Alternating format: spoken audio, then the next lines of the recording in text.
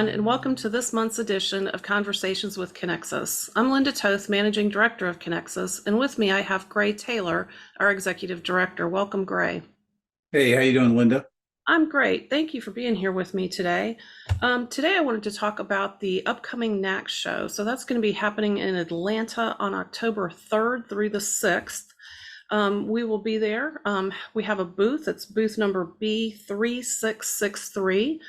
And I know you and I also participate on the NACS Convention Committee meeting where we come up with the content for a lot of the education sessions, especially considering technology. So do you want to run me through some of the sessions that will be at the NACS show that people might be interested in? Yeah, we've got really a good schedule of education sessions that are going to be running throughout the show. The general theme on this is because we talk a lot about technology, that kind of is our business.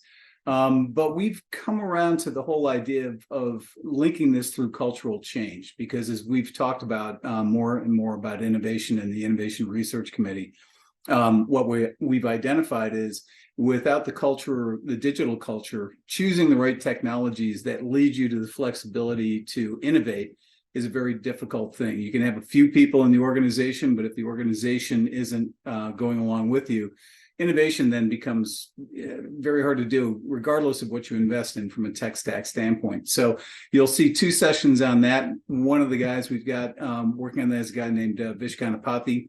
He's spoken for us several times in the past.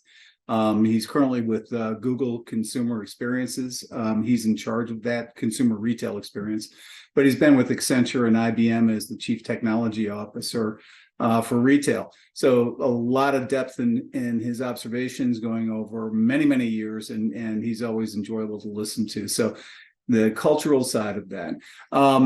Then we've got what I think is our most popular session that we do every year, which is the technology roadmap. This year, we're going to be doing it in a 2-hour session. That was one of the some of the feedback we got from the last couple of years is really meaty stuff. You can't fit it in an hour. Can we do it in a longer period of time? So we'll be doing that this year.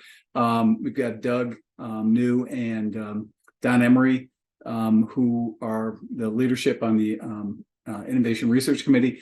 They're going to be working with the rest of the retail group to start identifying some of those key technologies that we need to be prepared for, and how you get prepared for them in a kind of a methodical way. So it's really going to be exciting. I'm really stoked about what we're going to be presenting.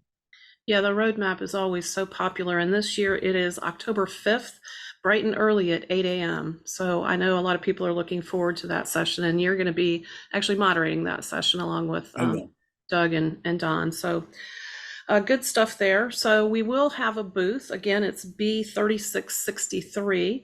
And we have a couple things going on in the booth this year. We've got an 8112 demo, and 8112s, or AI's 8112s as they're sometimes referred to. And in this case, AI doesn't mean artificial intelligence. That's the buzzword this year, but AI means application identifier, and it's just a syntax for the people that made up the standard. So AI 8112s, they're digital promos. So stop by, see a demo of how they work. Retailers really need to be taking advantage of this because there's marketing dollars out there. And if they can take the new digital coupons, and we're working on some standards for POS systems to be able to take those and then settle those. So good stuff there. Come by, see a demo, and see what you might be missing out on. And we're I think 8112s are one of the biggest things to come along in a long time. And you and I have a long history of trying to drag the coupon market into it, starting back in 2013. We're starting to see some fruition. I mean, this is basically billions of dollars of discretionary income that we have not been able to take advantage of because they're targeting big box or other verticals. We'll be able to take some of those manufacturer issued coupons for a change. I think our center store is going to see a lot of benefit. Yeah, I do too. I'm excited for this to come to the industry, and I think everything's sort of coming together, and we've got real world pilots going on. So that's very good. The other thing we're going to have in the booth this year is voice recognition, and in this case, AI, artificial intelligence. Why don't you tell me a little bit about what's going to be happening in that corner of the booth?